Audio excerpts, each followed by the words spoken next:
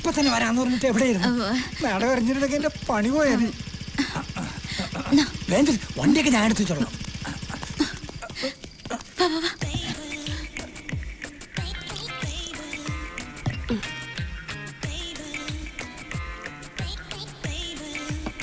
സത്യമാണോ പറഞ്ഞത്? സത്യം. ഞങ്ങൾ ചെന്നപ്പോ ചോരയിൽ കുളിച്ച് മരിച്ചു കിടക്കായിരുന്നു.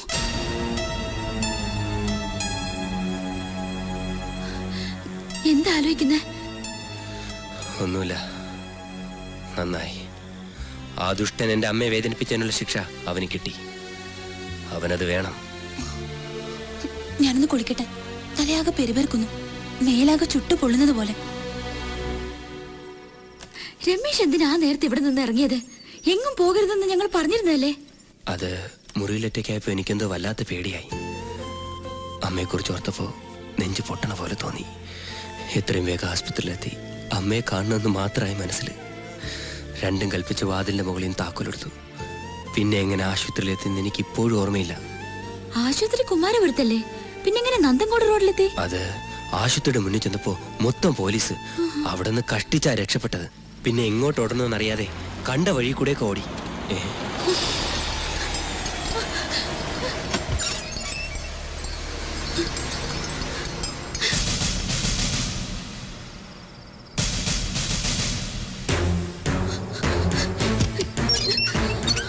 എന്താ? ആകെ കുഴപ്പായി. ജൂലി, ജൂലി, ജൂലി, എന്താ? കഥ തുറക്ക്. എടി, ഞാൻ സോപ്പ് തേച്ചിരിക്കാം. എടി, താഴെ പോലീസ് വന്നിട്ടുണ്ട്. എന്നാ ഞാൻ മേഡത്തിനോട് പറയാം സാർ. ഓക്കെ.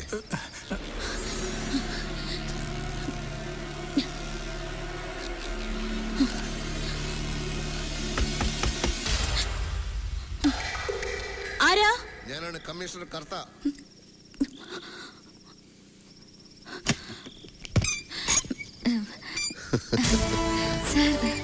പരിചയപ്പെട്ട് കഴിഞ്ഞപ്പോ പിന്നെയും പിന്നെയും കാണണമെന്നൊരു തോന്നൽ. എന്താ വിളിച്ചത്? എന്നോട് ക്ഷമിക്കണം, പ്രിൻസിപ്പൽ അച്ഛൻ ഇതുവരെ എത്തിയിട്ടില്ല. അച്ഛൻ വന്നിട്ട് പോരെ സർ? അച്ഛനെയല്ല, ഇവരെ കാണാനാണ് ഞാൻ വന്നത്. ലേഡീസ് ഹോസ്റ്റലിൽ മദ്യത്തിന്റെ ഗന്ധം. ഞാൻ അച്ഛനെ ഒന്നുകൂടി ഫോൺ ചെയ്തിട്ട് വരാം. വളരെ ബോൾഡായ കോളേജ് യൂണിയൻ ചെയർപേഴ്സൺ ഇങ്ങനെ വിറയ്ക്കാനും വേർക്കാനും ഒന്നും പാടില്ലല്ലോ. എന്ത് പറ്റി? രമേശിനെ കുറിച്ച് അറിയാവുന്നതൊക്കെ ഞങ്ങൾ പറഞ്ഞല്ലോ സാർ. രമേശിനെ കുറിച്ച് അറിയാനല്ല, മിനിസ്റ്റർ നടേശന്റെ മരണത്തെ കുറിച്ച്. മരിച്ചതല്ല, കൊന്നതാണ്. ആരാണ് സാർ കൊന്നത്? ഞാൻ കണ്ടില്ല. കൊന്നയാൾ എന്നോടൊന്നും പറഞ്ഞതുമില്ല. നിങ്ങളോട് വല്ലതും പറഞ്ഞോ? ഞങ്ങൾക്കൊന്നും അറിയില്ല സാർ. അറിയില്ല? ഇല്ല. ദുർഗ സാർ. ഹമീദേ,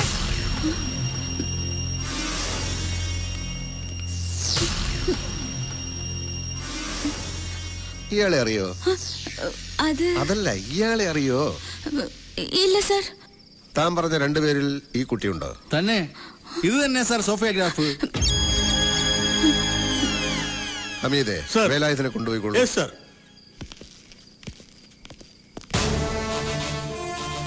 ഇനിയിപ്പൊ സാനിയ മിർസ കൂടി എവിടെ ഉണ്ടെന്ന് അറിഞ്ഞാ മതി. എവിടെ ഉണ്ടെന്ന് പറയൂ. കുളിക്കാണ് സാർ. കുളിക്കാണോ അല്ല കുളിക്കും പോലെ കളിക്കാണോ? സഞ്ചരിച്ച വണ്ടി സ്കൂട്ടി പെപ്പ്. ചെന്നു, നിമിഷ നേരം കൊണ്ട് ചെയ്യേണ്ടത് ചെയ്തു, പറന്നിങ് പോന്നു.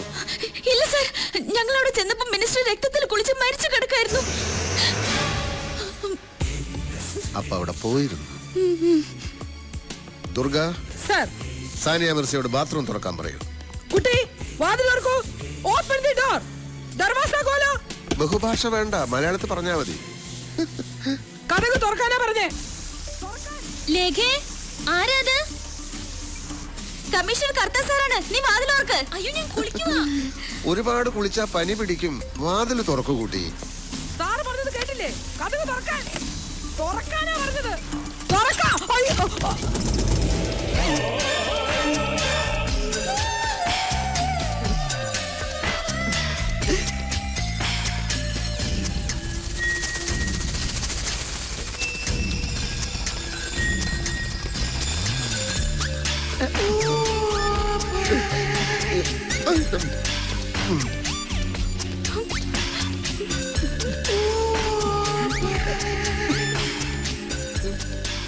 വാതിലടക്കാൻ പറയൂ.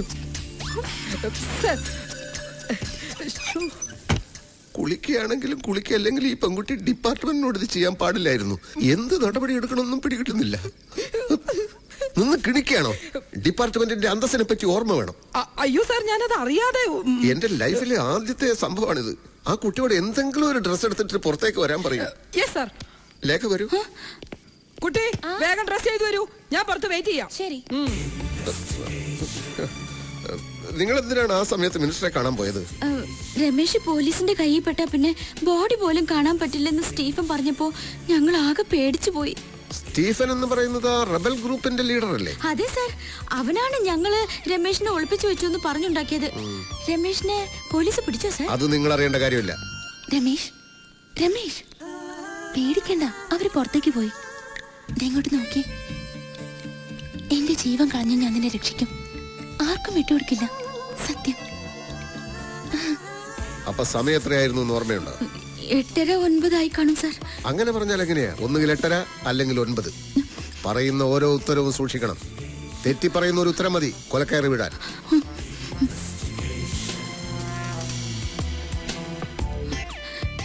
എനിക്ക് കൃത്യമായി ഓർമ്മയില്ല സാർ. ഇന്ന് ഈ രാത്രിയിൽ സംഭവിച്ചൊരു കാര്യം ഏതാനും മണിക്കൂറുകൾക്കകം മറന്നുപോയി എന്ന് പറഞ്ഞാൽ ഞാനത് വിശ്വസിക്കണം അല്ലേ? സാർ ലേഖ മുറിയിലിരുന്നോളൂ. ശരി സാർ. ഞാൻ വിളിപ്പിക്കാം. ജോലി ഇരിക്കും. വരൂ കുട്ടി. കുളിക്കുമ്പോ കഥ തുറക്കാൻ പറഞ്ഞാൽ ഇങ്ങനെയാണോ ചെയ്യുന്നത്? അതും ബാച്ചലറായ എന്റെ മുമ്പില്.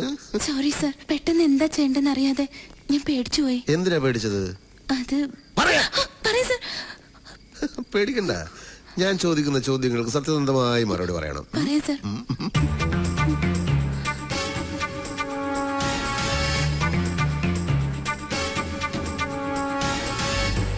പേടിക്കണ്ട, ഇങ്ങനെ മാറ്റി മാറ്റി ക്വസ്റ്റ്യൻ ചെയ്യുന്ന ഞങ്ങളുടെ ഒരു രീതിയാ. രണ്ടാളും പറയുന്നതിന് വല്ല പൊരുത്തക്കേടോ കള്ളത്തരോ ഉണ്ടോന്ന് അറിയാനാ. ഈ പറഞ്ഞതെല്ലാം സത്യമാണല്ലോ? അതെ സാർ. ഒരു മാറ്റമില്ലല്ലോ? ഇല്ല. എക്സ്ക്യൂസ് മി സാർ, പ്രിൻസിപ്പൽ അച്ഛൻ തിരുമേനെ കാണാൻ പോയിട്ട് ഇതുവരെ വന്നിട്ടില്ല. സമയം ഒരുപാടായി.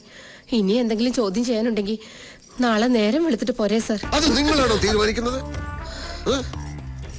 ഇവരെ കസ്റ്റഡിയിൽ എടുക്കാനാണ് ഞാൻ വന്നത്. അയ്യോ സാർ, പ്രിൻസിപ്പൽ അച്ഛൻ വന്നിട്ട് ഇവരെവിടെ വേണമെങ്കിലും കൊണ്ടുവരാം സാർ. ദേവി ഇത് ഈ രാത്രിയിൽ ഹോസ്റ്റലിൽ അന്തസ്സിന്റെ പ്രശ്നമാണ്. ഞങ്ങൾ ഇവിടം വിട്ട് എങ്ങോട്ടും പോവില്ല സാർ. ഓക്കെ, നാളെ ഞാൻ പറയുന്നിടത്ത് ഇവരെ കൊണ്ടുവന്നിരിക്കണം. ജർമ്മൻ ഷെപ്പേർഡ് പട്ടിയുടെ അവസ്ഥ അറിയാലോ? Durga, come on. Sir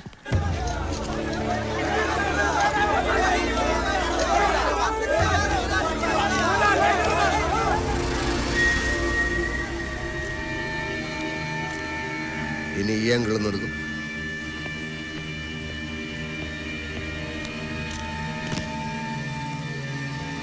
top angle എടുക്കും. ഇതുവരെ ഇൻക്വസ്റ്റ് കഴിഞ്ഞില്ലേ? ഇപ്പൊ തീരും സാർ. ആദ്യ രാവിലെ തന്നെ പോസ്റ്റ്മോർട്ടത്തിന് കൊണ്ടുപോകുന്ന പറഞ്ഞോണ്ട് ബന്ധുക്കളും മിനിസ്റ്റേഴ്സും ഒക്കെ ഹോസ്പിറ്റലിൽ എന്നെ വിളിച്ചോണ്ടിരിക്കുക. ഗേറ്റിന് പുറത്താണെങ്കിൽ പാർട്ടിക്കാരും ജനങ്ങളും തടിച്ചു കൂടിയിരിക്കുക. താൻ ഈ ഫോർമാലിറ്റീസ് ഒക്കെ ഒന്ന് കംപ്ലീറ്റ് ചെയ്യേ. അതെങ്ങനെ സാർ? ഡേലൈറ്റിലല്ലാതെ ഇൻക്വസ്റ്റ് ചെയ്തതെന്നല്ലേ നിയമം? തന്റെ ഒരു നിയമം. മരിച്ചത് സാധാരണക്കാരനല്ല, ഹോം മിനിസ്റ്ററാ. ക്രമസമാധാനം തകർന്നാലതിന് ഉത്തരവാദിത്തം പറയേണ്ട ഞാനാ. DGP ആണ് ഈ ഡൽഹി നിങ്ങൾ എത്തിയിട്ടില്ല. എടോ, ആംബുലൻസ് എത്തിയോടോ? എത്തി സർ. എന്നാ ബോഡി എടുത്തോളാൻ പറ. സർ, എന്റെ കർത്താവേ, എന്റെ ദൈവമേ, സഭയ്ക്കും തിരുമേനിമാർക്കും ഇപ്പൊ മോശ കാലഘട്ട. പിന്നെ വൈദികനായ എന്റെ കാര്യം പറയണോ? എനിക്കാകെ തല കറങ്ങുന്നത് പോലെ. അതെന്നാ ടെൻഷൻ മാറ്റാൻ നീ രാവിലെ തന്നെ 2 വിട്ടോ? അയ്യോ, പോലീസുകാർക്ക് സംശയിക്കാൻ ഇത് മതി. സൂക്ഷിച്ചു വേണം. നടക്കാം.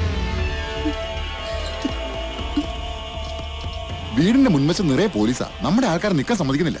എന്താ സർ, ബോഡി ഞങ്ങൾക്ക് അകത്ത് കയറി ഒന്ന് കാണാമോ സർ? നോ, ഇപ്പൊ ആരെയും അകത്തേക്ക് കടത്തി വിടാൻ നിവൃത്തിയില്ല. ബോഡി ഉടനെ പോസ്റ്റ്മോർട്ടത്തിന് കൊണ്ടുപോകും.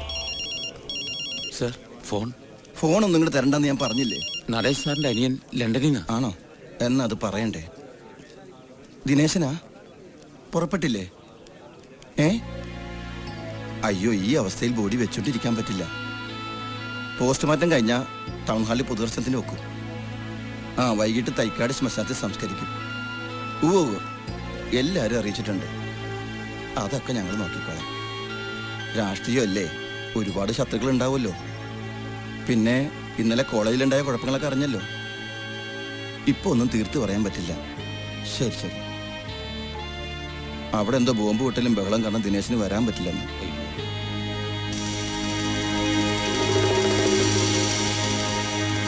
വിഘ്നേശ്വരൻ, അയാൾ എന്തോടെ നായ മണക്കുന്നില്ല കുനിഞ്ഞു കിടന്ന് മണപ്പിക്കുന്നത്? പോലീസ് നായയുടെ പണി കൂടി ഏറ്റെടുത്തിരിക്കുക. മേലധികാരി ആയിപ്പോയില്ലേ സാർ?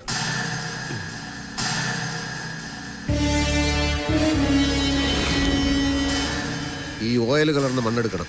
എടോ കമ്മീഷണറെ, താൻ ഇവിടെ കുനിഞ്ഞിരുന്ന് എന്തെടുക്കുവാടോ? മണ്ണെണ്ണ കലർത്തിയ പെട്രോൾ ഒഴിച്ച് ഓടിക്കുന്ന ഓടി അലഞ്ഞൊരു ഓട്ടോറിക്ഷ ഇന്നലെ ഇവിടെ വന്നിട്ടുണ്ട്. മണ്ണെണ്ണ ഒഴിച്ചു ഓടുന്നതാണോ വെളിച്ചെണ്ണ ഒഴിച്ചു ഓടുന്നതാണോ എന്നുള്ളതല്ല പ്രശ്നം. ഓട്ടോയിൽ വന്നതാരാണെന്ന് കണ്ടുപിടിക്കാൻ നോക്ക്. പലതും കണ്ടുപിടിക്കേണ്ടിയിരിക്കുന്നു. സാർ, നടേശൻ സാറിന്റെ കുക്കായിരുന്ന അറുമുഖന്റെ വീട്ടിൽ പോയിരുന്നു. അവൻ ഇന്നലെ രാത്രി പോയിട്ട് ഇതുവരെ തിരിച്ചെത്തിയിട്ടില്ല. നടേശൻ സാറിന് ശത്രുക്കളായിട്ട് ആരെങ്കിലും ഉണ്ടോ? അടുത്താൽ ഏത് ശത്രുവും നടേശൻ സാറിന്റെ മിത്രമാണ്. പിന്നെ അകലത്തിലൊരു ശത്രുവുണ്ട്, നടേശൻ സാറിനെ രാഷ്ട്രീയത്തിൽ കൊണ്ടുവന്ന ആള്. അതാരാ? Leader KR. നമസ്കാരം സർ.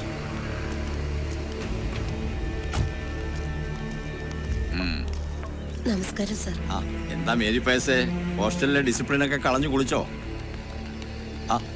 പ്രിൻസിപ്പൾ അച്ഛൻ ഇവിടെ ഉണ്ടായിരുന്നോ? എന്താ അച്ചോ ഇതൊക്കെ? KR സാറിന്റെ കൊച്ചുമകളായതുകൊണ്ട് ഞങ്ങൾ ഇത്തിരി കൂടുതൽ സ്വാതന്ത്ര്യം കൊടുത്തുപോയി. അതിന്റെ കുഴപ്പാ. രണ്ടാളും കൂടി ഇത്രയും ഒപ്പിക്കുമെന്ന് സ്വപ്നത്തിൽ പോലും കരുതിയില്ല. വേണ്ടാത്ത റിസ്ക് എടുക്കണ്ടെന്ന് മോളോട് മുത്തശ്ശൻ പറഞ്ഞതല്ലേ? രാത്രി സമയത്ത് ഈ ഗസ്റ്റ് ഹൗസിൽ നടേശനെ കാണാൻ എന്ത് ധൈര്യത്തിലാണ് നിങ്ങൾ വന്നത്? ആള് മരിച്ചെങ്കിലും അവന്റെ കയ്യിലിരിപ്പിനെ പറ്റി പറയാതിരിക്കാൻ പറ്റുമോ? Good morning sir. Good morning. ഇങ്ങനൊരു സ്ഥലത്ത് കുട്ടികളെ വിളിച്ചു വരുത്തണമായിരുന്നു. സംശയം തോന്നുന്നവരെ ചോദ്യം ചെയ്യുക എന്നുള്ളത് പോലീസിന്റെ ഡ്യൂട്ടി അല്ലേ സാർ? ചിലപ്പോ ഇവർ ഈ കേസിലെ പ്രതികളായിരിക്കാം, അല്ലെങ്കിൽ പ്രധാന സാക്ഷികളായിരിക്കാം. രണ്ടായാലും ക്വസ്റ്റ്യൻ ചെയ്യാതിരിക്കാൻ പറ്റില്ലല്ലോ സാർ. അച്ഛനും അമ്മയും കൊച്ചിലെ മരിച്ച കുട്ടിയാ ലേഖ. ജൂലിയുടെ അച്ഛനും അമ്മയും സ്ഥലത്തുമില്ല. അവരെ കൂടുതൽ വിഷമിപ്പിക്കാതെ. ഞാൻ ഇവരെ ഇപ്പൊ കസ്റ്റഡിയിൽ ഒന്നും എടുക്കുന്നില്ല. ചില വിവരങ്ങൾ ചോദിച്ചിട്ട് വിട്ടേക്കാം. കമാ വരൂ. ചെല്ലേ. നടേശൻ സാറെ രാഷ്ട്രീയത്തിൽ കൊണ്ടുവന്നത് സാറാണല്ലോ. 2 വാക്ക്. എന്റെ വിരൽത്തുമ്പിൽ തൂങ്ങിയാണ് അവൻ രാഷ്ട്രീയത്തിലേക്ക് വന്നത്. പിന്നീട് എന്നെ വിട്ടുപോയെങ്കിലും രാഷ്ട്രീയ രംഗത്ത് ഇത്രയും നല്ല സ്വഭാവമുള്ള വ്യക്തികൾ വളരെ കുറവാണ്. എനിക്ക് എന്റെ ഒരു മകൻ നഷ്ടപ്പെട്ടതുപോലെയാണ്. എനിക്കൊന്നും അറിയണ്ട. എന്റെ മോനെ ഞാൻ ഇവിടെ കണ്ടിട്ടാ പോയത്. അവൻ എവിടെ പോയി? അവനില്ലാതെ ഒരു നിമിഷം പോലും എനിക്ക് ജീവിക്കാൻ പറ്റില്ല. അമ്മച്ചിയുടെ സെന്റിമെന്റ്സ് കലക്കുന്നുണ്ടല്ലോടാ.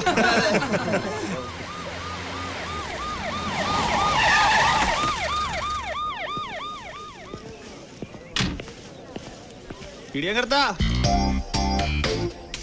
പാപ്പച്ചൻ കോൺട്രാക്ടറുടെ മോനല്ലേ? അല്ല, സ്റ്റീഫന്റെ തന്തയാ പാപ്പച്ചൻ കോൺട്രാക്ടർ. ഉറപ്പുണ്ടോ? കണ്ടോ, അവൻ ഉറപ്പില്ല. മിണ്ടി പോകരുത്. മോന്റെ കൈക്കെന്ത് പറ്റി? ബൈക്കിന്ന് വീണതാ. ഈശോ മിശിഹായ്ക്ക് സ്തുതിയായിരിക്കട്ടെ. നീതിമാന്മാർ സ്തുതിക്കപ്പെടും, അല്ലാത്തവർ ശിക്ഷിക്കപ്പെടും. കൊല്ലപ്പെട്ടത് ഹോം മിനിസ്റ്റർ ആണെന്ന് ഓർമ്മ വേണം.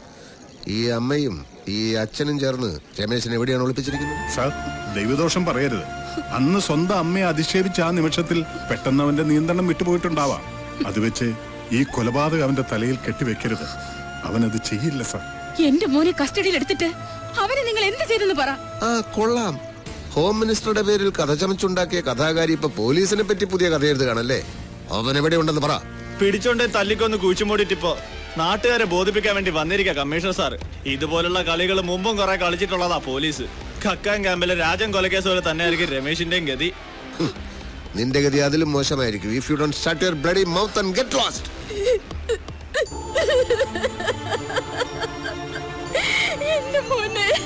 നന്ദിനി, എന്താ ഇത്? നിങ്ങൾ നോക്കിക്കോ. എന്റെ മോൻ എന്തെങ്കിലും പറ്റിയെന്നറിഞ്ഞ പിന്നെ ജീവിച്ചിരിക്കില്ല ഞാൻ. നന്ദിനി, അവിവേകമൊന്നും കാണിക്കരുത്. ആന്റി